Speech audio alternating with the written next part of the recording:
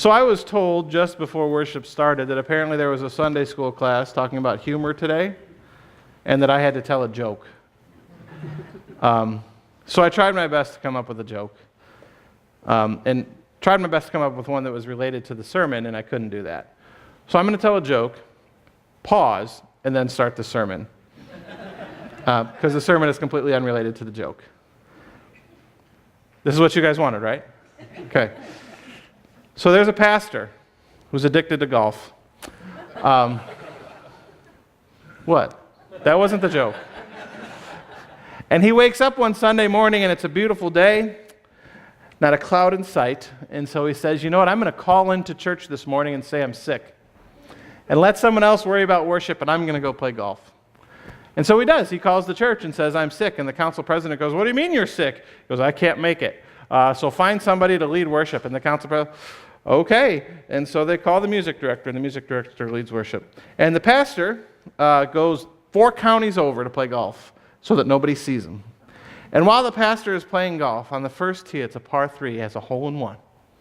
And the next, it's a par 5, he has an eagle. And the day continues like this, and he shoots a course record, best round of his life. And Peter says to Jesus, how could you let this pastor have such a good round of golf when he lied and missed church? And Jesus goes, I didn't bless him with a good day of golf. I cursed him because he can't tell anyone about it.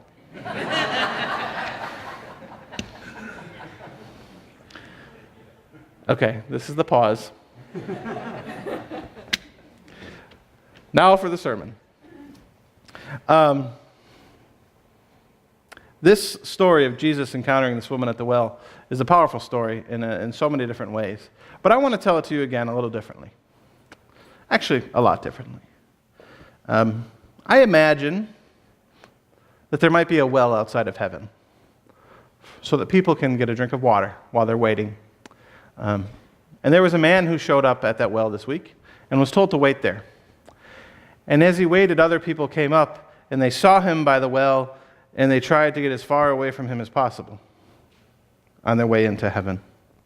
And finally, after a couple days, Jesus comes out to the well. And the man says, what gives? I've been waiting by this well for days. Don't you know who I am? I was a pastor. I proclaimed the gospel my entire life. I should have entered directly into the gates of heaven. I should not have had to wait out here. I should not have had to have people walk by me and point at me as they were entering into heaven before me. What is going on? And Jesus said, I know who you are. Your name is Fred Phelps.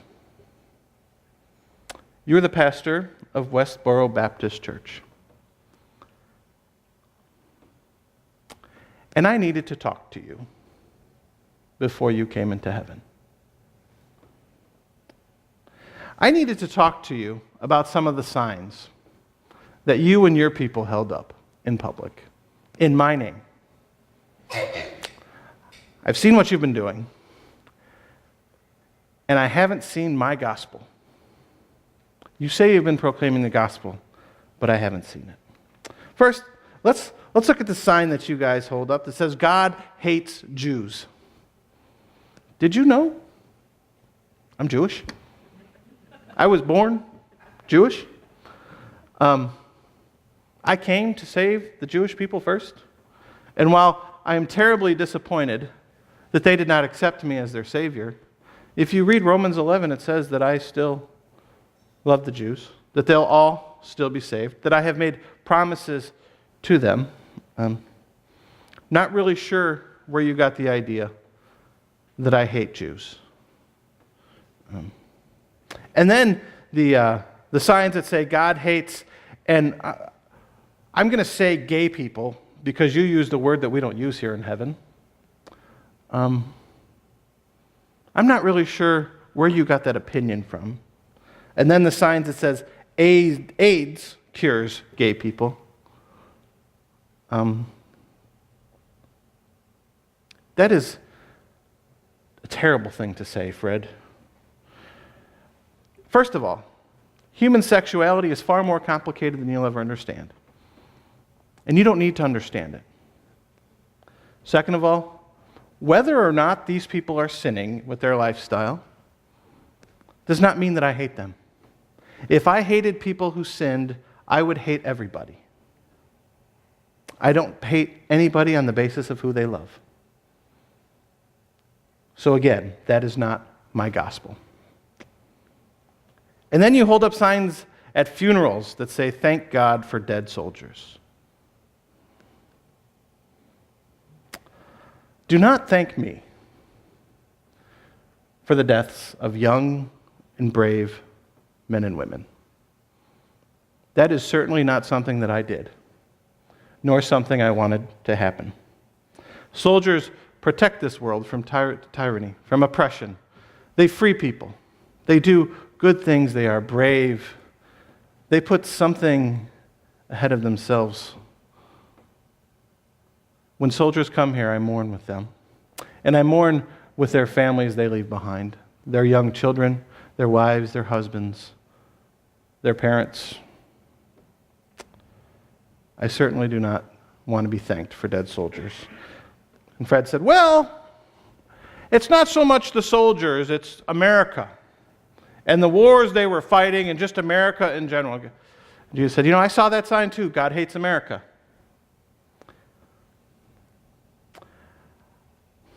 Let me say this, Fred. There has never been a nation, an institution, that I have completely loved, because institutions are full of people and people make mistakes.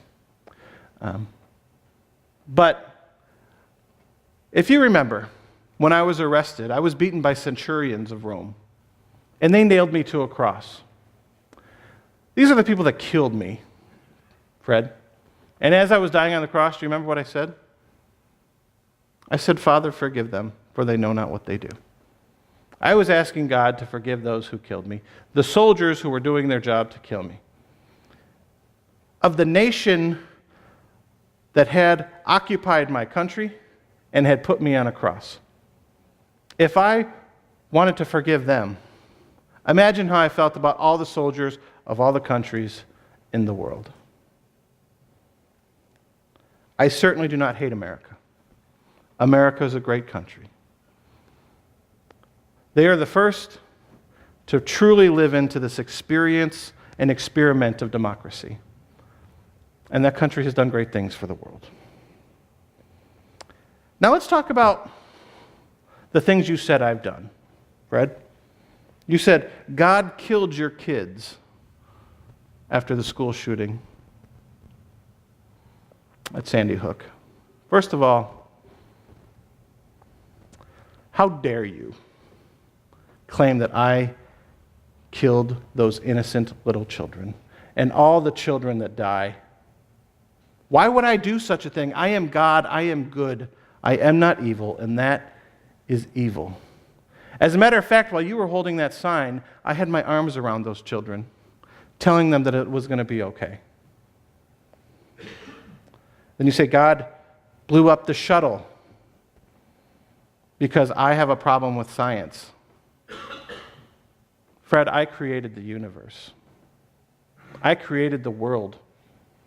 Why would I not want the people that I created to try and understand it? Why would I take lives of innocent people? Thank God for September 11th. Ooh, what was the point of that sign? Giving me credit for lives of innocent people that were lost? Are you getting the point here, Fred? It wasn't me. I wasn't happy about it. And I'm not happy that you held these signs up. And then the signs you would hold up for celebrities or pastors who would preach a gospel different than you, calling them another word that we don't use here in heaven,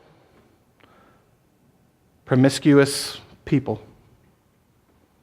Have you heard the story of the woman at the well? There were these righteous people who lived in a village, And there was a woman who was promiscuous, and everywhere she went, people would point at her and hurl insults at her to the point where she had to go to the well in the middle of the day, the hottest part of the day, because no one else was there at that time of day. Did I go to the righteous people and say, good job? Or did I go to her? How did that story go, Fred? I went to her. And I told her that, listen, I know your past. I still love you. And I still offer you my forgiveness, my salvation, my living water. I would imagine at this point in time that Fred was feeling a little bit of shame. He said, I'm sorry. I thought I was preaching your gospel. I thought I was doing what you wanted me to do. And Jesus said, that wasn't my gospel. But I am going to offer you the grace that you denied others. That's what Romans 5 is all about. God dying for sinners. You are welcome, Fred, into the kingdom of heaven. But your hatred and your judgment will never be welcomed in my gates. If you choose to come in, you'll be surprised by the people who are here. And you might not like the people that you meet. But let me let you in on a little secret. I don't care. It's my kingdom, not yours. It's my gospel, not yours. I created all people. I forgave the sins of the world. I love all people because I am love.